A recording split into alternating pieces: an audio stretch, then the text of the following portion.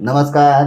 गायत्री ज्योतिष केंद्र में आप सभी लोगों का स्वागत है। आप लोगों के लिए हमेशा ही ज्योतिष शास्त्र से जुड़ी हुई महत्वपूर्ण जानकारी के एपिसोड हम समय समय पर प्रसारित करते रहते हैं। ज्योतिष शास्त्र की हर विधा से संबंधित जानकारी हम आप लोगों के लिए लेकर आते हैं। भले ही वह जन्म कुंडली से विश्लेषण से संबंधित जानकारी हो, नवग्रह जनित उपाय हो, वास्तु दोष, अन्य सभी प्रकार की जानकारियां हम आप लोगों के लिए लेकर आते हैं। आज भी हम आप लोगों के लिए जन्म कुंडली में बनने वाले एक ऐसे योग के बारे में, जिस योग को कहा जाता है मठाधीश योग। मठाधीश योग एक ऐसा योग, जिस व्यक्ति की जन्म कुंडली में यह योग बनता है, वह व्यक्ति जीवन में एक स्वामी होता है। कहा जाता है एक किले का स्वामी। मठाधीश मतलब क्या कहते हैं, एक समुदाय का स्वामी, एक लंबे एक ग्रुप का स्वामी, यानी कि एक राजनेता जो कि एक लंबे क्षेत्र का स्वामी होता है। तो इस तरीके का यह योग बड़ा जबरदस्त योग माना गया है ज्योतिष शास्त्र में। और यह कैसे बनता है यह हम आप लोगों को बताएंगे।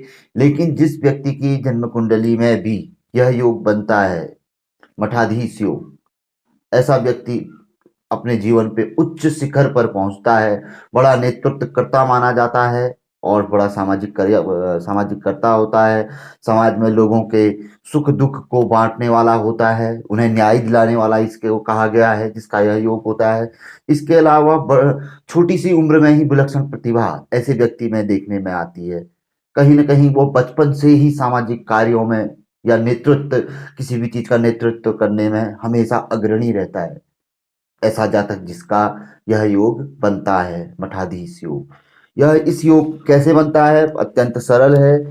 जिस व्यक्ति की जन्म कुंडली के लग्न, चतुर्थ, पंचम, सप्तम और दसम और भाग्य भाव में यदि ग्रह हो, और इसके अतिरिक्त लाभ भाव और दूसरे भाव में भी ग्रह हो, तो समझ लीजिए कि ऐसा जातक अपने जीवन में अवश्य ही मठाधीश बनता है, यानी मठ का स्वामी। इन भावों में लग्न, द्वितीय, चतुर्थ, पंचम, सप्तम, भाग्य, दसम, एकादश, दूसरे और एकादश में होना अत्यंत आवश्यक है। यदि कोई भी ग्रह यहाँ पर को पड़ जाए, भले ही वह पाप ग्रह हो, क्रूर ग्रह हो, किसी भी प्रकार का ग्रह हो, यहाँ पर को पड़ जाए तो कोई दिक्कत नहीं। व्यक्ति अवश्य ही बचपन से ही, भले ही वह कैसे ही उसका पालन पोषण कैसी ही विपरीत परिस्थितियों में हुआ हो, कितनी गरीबी व्यक्ति ने देखी हो, लेकिन उसको कोई फर्क नहीं पड़ता। वो अपने जीवन में अथाह धन का स्वामी बनता है और जीवन में हमेशा सफल रहता है। उसके द्वारा लिए गए गलत निर्णय भी सही साबित होते हैं ऐसे व्यक्ति के द्वारा जिसका ऐसा योग होता है। और ऐसे में कहीं स्थान परिवर्तन योग और उसके भीतर जहाँ पर इन स्थानों पर ग्रह होते हैं, वहां पर को अन्य कई प्रकार के योग भी निकल के आते हैं। तो वो योग भी अगर देखा जाए तो समय समय पर फल देते हैं। गोचर में जब जब वो योग बनेंगे तो व्यक्ति अकस्मात कहीं ना कहीं से लाभ ले लेगा, उस ओर चला जाएगा, कोई मिल जाएगा, कोई कॉल करके भाई ये है।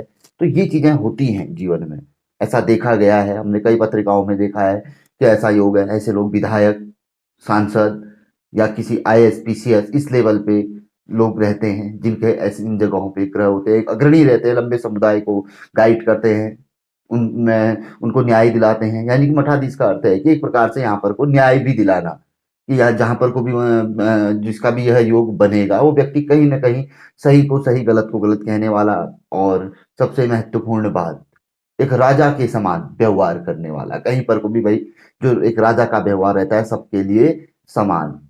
तो ये मठाधीश योग की विशेषता रहती है। और भी कई चीजें बताई गई है। तो इन स्थानों पर यदि ग्रह हो, कैसे ही ग्रह हो, शुभ ग्रह हो, पाप ग्रह हो, क्रूर ग्रह हो, कोई दिक्कत नहीं।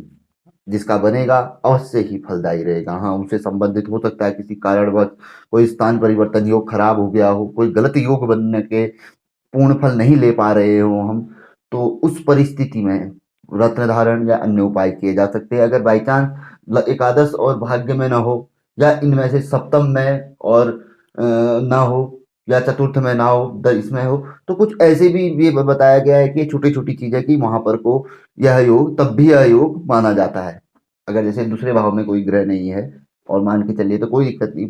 वह क्योंकि कहीं ना कहीं केंद्र के अंदर अगर उसका स्वामी है, वहां पर को वो नहीं है, तो योग पूर्ण फलदायी रहेगा। इसी तरीके से ये तो पत्रिका विश्लेषण में सामने सामने देखने में आता है कि कितना बलशाली है यह मठाधीश योग।